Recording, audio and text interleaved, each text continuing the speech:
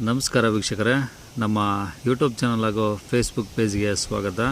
ವೀಕ್ಷಕರೇ, ಜನಗಳಿಗೆ ಯಾವ ಥರ ಯಾಮರ್ಸ್ತಾರೆ ಅಂದರೆ, ಸೋಷಿಯಲ್ ಮೀಡ್ಯಾದಲ್ಲಿ ಯಾವುದೋ ಒಂದು ನಂಬರ್ ಆಗಿಬಿಟ್ಟು ನಿಮಗೆ ಹಳೆ ನಾಣ್ಯ ಮತ್ತು ಹಳೆ ನೋಟ್ಗಳು ಏನಾದರೂ ನಿಮಗೆ ನಮ್ಮ ಕಡೆ ಕೊಟ್ಟರೆ ನಿಮಗೆ ನಾವು ಲಕ್ಷ ರೂಪಾಯಿಗಳನ್ನು ನಿಮಗೆ ವಾಪಸ್ ಕೊಡ್ತೀವಿ, ಡೈರೆಕ್ಟಾಗಿ ನಿಮ್ಮ ಬ್ಯಾಂಕ್ ಅಕೌಂಟಿಗೆ ಹಾಕ್ತೀವಿ ಅಂತೇಳ್ಬಿಟ್ಟು ನಿಮ್ಮದು Aadhaar card, photo, bank details ಎಲ್ಲ ಕೊಟ್ಟುಬಿಟ್ರೆ ಡೈರೆಕ್ಟಾಗಿ ನಿಮ್ಮ ಅಕೌಂಟಿಗೆ ಹಾಕ್ತೀವಿ ಲಕ್ಷಗಟ್ಟಲೆ ಅಂತ ಒಂದು ಜನಗಳ ಯಾಮಾರಿಸೋ ಒಂದು ಸುದ್ದಿ ಜಾಸ್ತಿ ಓಡ್ತಾ ಇದೆ ಈಗ.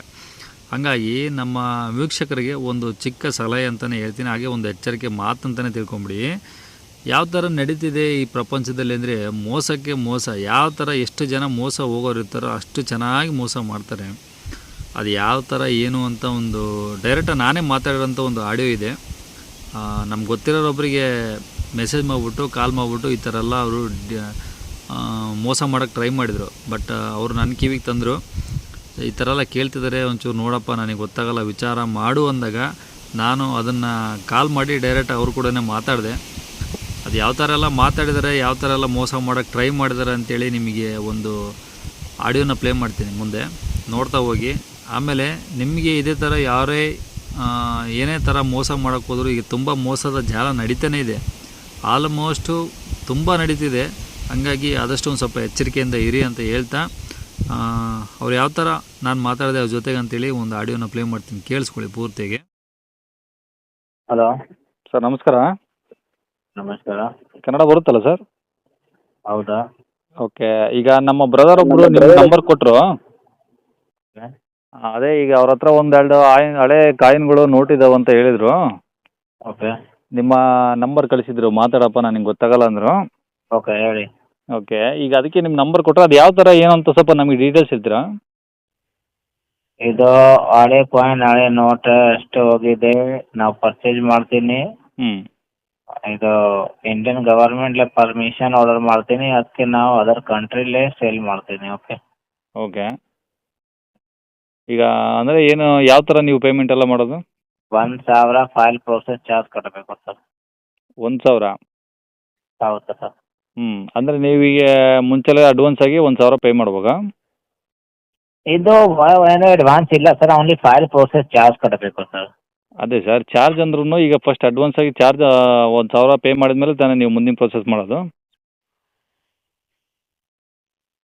ನಿಮ್ಮದು ಎಷ್ಟು ಗವರ್ಮೆಂಟ್ ವ್ಯಾಲ್ಯೂ ಆಗತ್ತೆ ನಿಮಗೆ, ಅದ ಅಮೌಂಟ್ ಅಕೌಂಟ್ಗೆ ಬರುತ್ತಾ, ಅದ ನಮ್ಮ ಬಾಯರ್ ಆಫೀಸರ್ ನಿಮ್ಮದು ಡೆಲಿವರಿ ಮಾಡ್ತೀನಿ.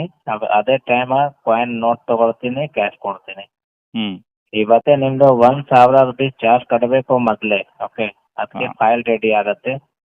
ಓಕೆ. ಓಕೆ. ಅಂದರೆ ನೀವು ಬರೋಕ್ಕೂ ಮುಂಚೆ ನಾವೀಗ 1,000 ನಿಮಗೆ ಅಮೌಂಟು ಕಟ್ಟಿದ ಮೇಲೇ ನೀವು ಬರೋದು ನೆಕ್ಸ್ಟು? ಹೌದು ಸರ್. ಓಕೆ. ಈಗ ನಿಮ್ದು ಆಫೀಸ್ ಎಲ್ಲಿ ಸರ್ ಇರೋದು?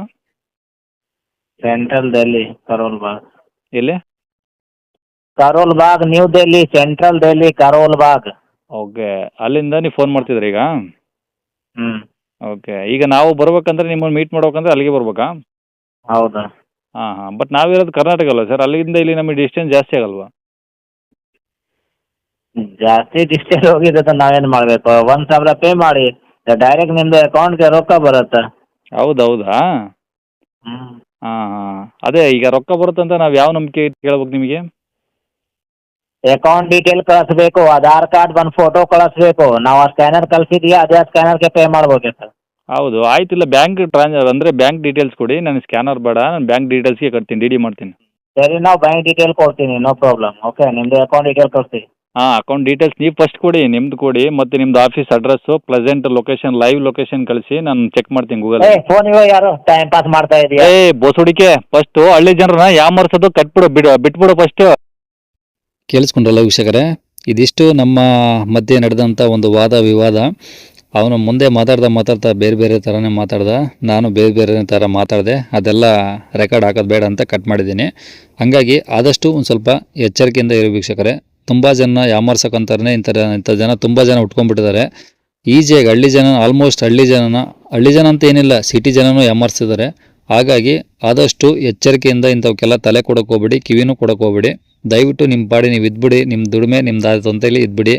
ಯಾವುದೋ ಒಂದು ಮಾರ್ಗದಲ್ಲಿ ಏನೋ ಮಾಡೋಕ್ಕೆ ಹೋಗಿ ಆಮೇಲೆ ಇನ್ನೊಂದೇನೋ ಆಗಿ ನಿಮ್ಮ ದುಡ್ಡೆಲ್ಲ ಕಳ್ಕೊಂಡು ಆಮೇಲೆ ತುಂಬ ಕಷ್ಟಪಡ್ಬೇಕಾಗುತ್ತೆ. ಹಾಗಾಗಿ ನಮ್ಮ ಯೂಟ್ಯೂಬ್ ಚಾನಲ್ ಹಾಗೆ ಫೇಸ್ಬುಕ್ಕಲ್ಲಿ ನೋಡ್ತಿರೋಂಥವ್ರಿಗೆ ಇದೊಂದು ಎಚ್ಚರಿಕೆ ಮಾತು ಅಂತ ಹೇಳಿ ಇಲ್ಲಿಗೆ ವಿಡಿಯೋ ಮುಗಿಸ್ತೇನೆ. Thank you.